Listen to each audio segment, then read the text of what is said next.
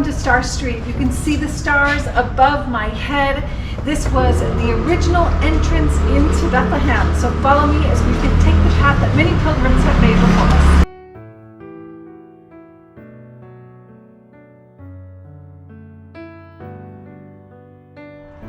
Here you can see we're on Star Street. The stars line all of the avenues, and right behind me you see one of the many towers that line this street. They're bell towers. You can even hear some of the bells in the background. And they are lights which mark the way of the pilgrim. We have the shepherds that are coming from this direction. We have the wise men coming from there. And we are following the footsteps of pilgrims for centuries that have come into Bethlehem. This is Bethlehem's main road, main entrance, the ancient main entrance, and that's where we're following Star Street. So follow me and let's find the ancient gate of the city. It's actually called Damascus Gate, and I think it's right ahead of us. Let's go follow the stars, follow the light to find the Prince of Peace.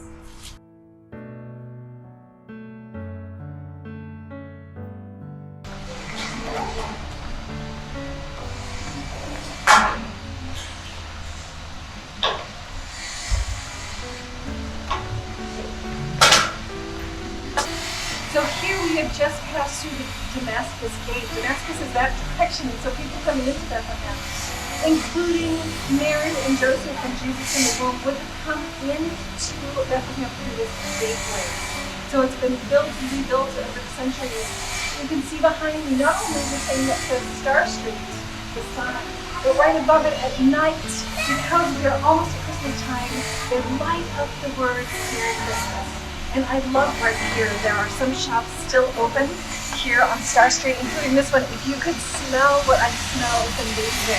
We have a hand carving olive wood maker here who's doing a Christmas. And so this shows the hope for Christmas, the hope for pilgrims to come back. And we just are so grateful to see them working. You see the little sheep in there, the nativity of the caves, where Christians, where pilgrims have headed. Welcome to the Shepherd's Fields here in Bet Sahur. We went up Star Street just now and we came down into this valley, which is known for the shepherds. And that's because there's caves everywhere where you can protect your flock in the nighttime, where you can find a good place to sleep. But it's also known because it has a lot of fields around here. And in the Old Testament, the Shepherd's Fields was actually indicated by a tower called Migdal. That would be the tower's name in Hebrew. And this tower would be something that if you had a large flock and a big area to cover, it would be easy sometimes for the shepherds to be able to keep watch over their flocks. And why do I bring up the Migdal Eder? Well, it's been in the news a lot of different exegetes have talked about this tower. And then when you go to the Orthodox site, because right now we came to the Franciscan site a little bit further away from Bethlehem, what you have in that site are ruins of not only a chapel that they say was built by Constantine's mother, Helen, in the early 300s, but also the ruins of a tower. In Genesis, it speaks about the fact that Jacob came there when his wife Rachel passed away. So he went to that tower in the middle of a field to find rest, to find peace, and work through the difficulties of the conflict there when he lost his wife. And so that's why it's important. But also, underneath the tower, there's caves. And in those caves, just like here in this area, that's where you would have sheep. In fact, many exegetes say that in that cave of that particular tower, very close to Bethlehem, is where they would bring the ewes that were going to give birth, and they would protect them as they were giving birth. And you would have these lambs, and just like any shepherd, you'd see what the lamb looked like. Even Jacob himself did that before he was able to leave, his father-in-law and come and start his own life back here. He would look and see if these sheep had any problems or any defects. And so that some of the exegetes say that in this particular tower, they would take the perfect lambs. They would wrap them in clothing and cloths to protect them so that they could present them very close by right here in Jerusalem to the priests for the temple sacrifice. So it's very interesting what the shepherds here in this area by the tower were doing. All of this is important because they, just like the rest of the people in this entire area, were waiting for a king. They were waiting for the Messiah. And because it was a time of conflict, like we've talked about, They were waiting for a Prince of Peace. And so I love having, these sheep right next to me. On the top of this particular fountain is a shepherd, and he's keeping watch over his sheep. So this was the scene when something remarkable happened.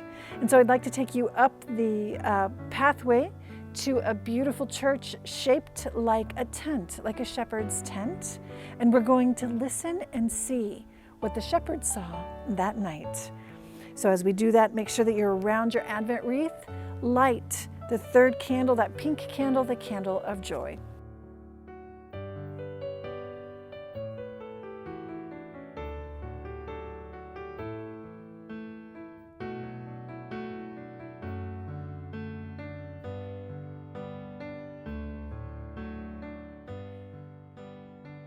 We've made our way up from the caves just below where this church is built on top of a cave where perhaps these shepherds that you can see painted behind me heard this great multitude of angels that we have here in the top of this church shaped like a Bedouin tent, like a shepherd's tent. And so what we understand with our eyes is what we read in the gospel. I invite you to read this whole section together with your family, Luke chapter 2, 8 through 20, if I'm not mistaken. And it speaks about the glory of the Lord that shone. The shepherds are here. There's a middle-aged, old, and young shepherd, all looking up to the sky with fear. They were scared to death because suddenly the heavens opened. A heavenly host, it means a soldier. A host is another word for soldiers, like an entire army is there. And anyone that's in face of a war, of course you're going to be afraid. And this is what you see on their faces. This is what you see in the animals' faces in this particular painting behind me. It's dark. And suddenly the angels are bringing light. Glory to God in the highest. They say, do not be afraid, because the shepherds were filled with fear. And if you look in the background, you see Bethlehem there. There's one light coming from a small cave. Because the angels say that today is a great news of great joy. Evangelion, we've heard that before. That means the good news of a king that is coming. The same words that were used for Caesar Augustus when there was a great battle where he conquered. This is real good news. A Savior is born to you. What happens next? What's amazing about this church is each one of the altars has a different moment of when fear is overcome and peace comes inside. Let's go to the next altar. Here behind me is a very well-known Christmas card, actually, this scene where they've gone from fear to peace. Suddenly we are inside of the cave looking out. Which cave? The grotto of Bethlehem that we're going to be seeing very soon on Christmas Day. We have Mary and Jesus there in the manger, Joseph with the face of peace. Take a look at the animals. Peaceful, joyful. The shepherds suddenly not afraid, on their knees. And why is that? It's because the angel said, I will give you a sign. And that sign is you will see a child lying in the manger, wrapped up with the same cloths that they were used to seeing around those lambs that they raised for temple sacrifice. I think these shepherds, the very first visitors to Mary and Joseph in the grotto to find Jesus, understood more than most who this lamb to be sacrificed is.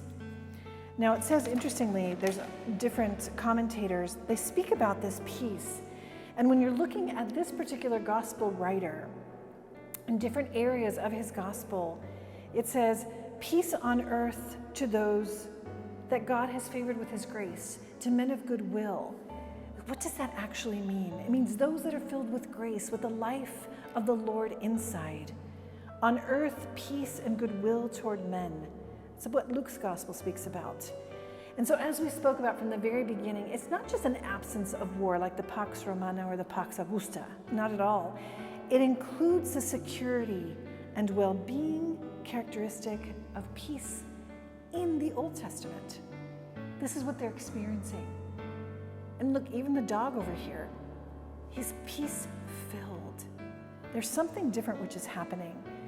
Now, in Luke, he also speaks about peace in many areas. One of them is what we see a lot in Magdala, what we reflect a lot about, and that's the hemorrhaging woman. When Jesus later in his life cures her, he says, "Daughter, your faith has saved you. Go in peace." It's all about grace. So what exactly is this when we're talking about Luke? Peace in heaven. Peace in heaven. What are we talking about?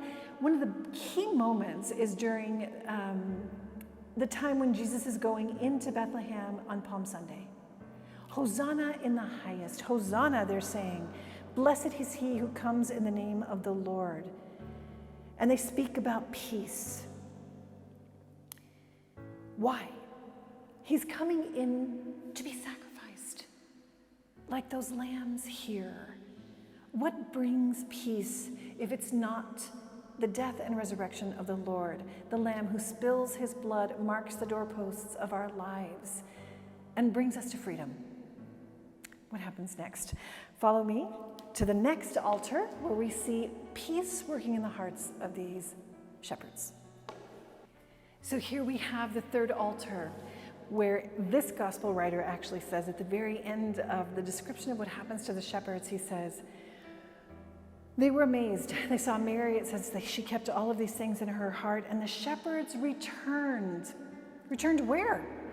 Right here where we are right now. They returned to this place, glorifying and praising God for all they had heard and seen, just as it had been told to them. Why were they glorifying the Lord? You can see even in these pictures, the animals, it looks like the sheep are talking to each other about what they saw. You see the shepherd boy praising God with palm branches, just like at Palm Sunday. The other shepherds have faces of joy. The dog is skipping over here with joy as well. You'll notice that now the sun has come up, but even the light over Mary and Jesus and Joseph in the center there of Bethlehem is shining brighter than the sun. What did they recognize? As we said, it's the Lamb. Well, let's talk then about what Peter says. What does St. Peter say in his first letter? He says, "It wasn't with silver or perishable things, such as silver or gold, that you were redeemed from the empty way that was given to you from your ancestors, handed down to you from your ancestors. But with the precious blood of Christ you were redeemed, a lamb without blemish or defect." They recognized this lamb without blemish or defect. When we were talking about peace at the very beginning of our pilgrimage, one of the most important things we said is there isn't peace when there's something out of alignment, when it's not finished, when there's something missing. When there's something missing, your shalom or your peace or your irene breaks down because your life is no longer whole, but it needs to be restored or redeemed.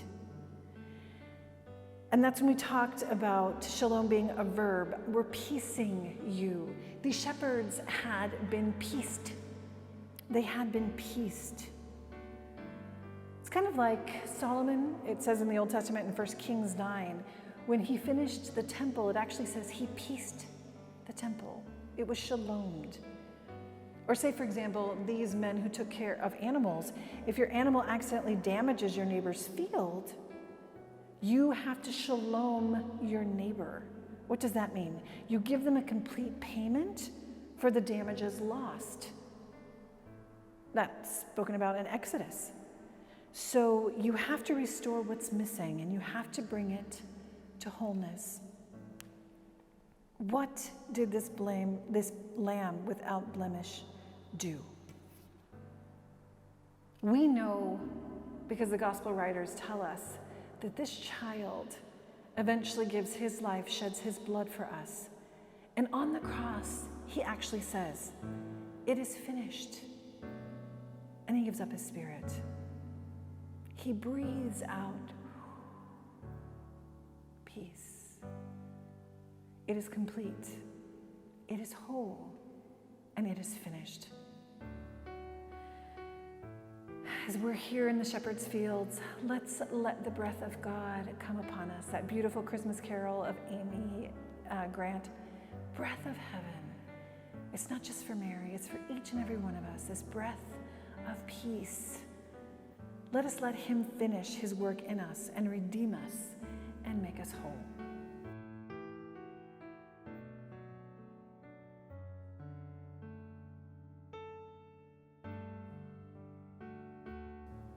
Know that we're praying for you from the Holy Land, and I hope you can join us again next week as we go from the shepherd's fields to Bethlehem itself and to the different places where Mary and Joseph were. We're going to be going to the Milk Grotto. So we hope to see you again next week and also for Christmas time. And God bless you.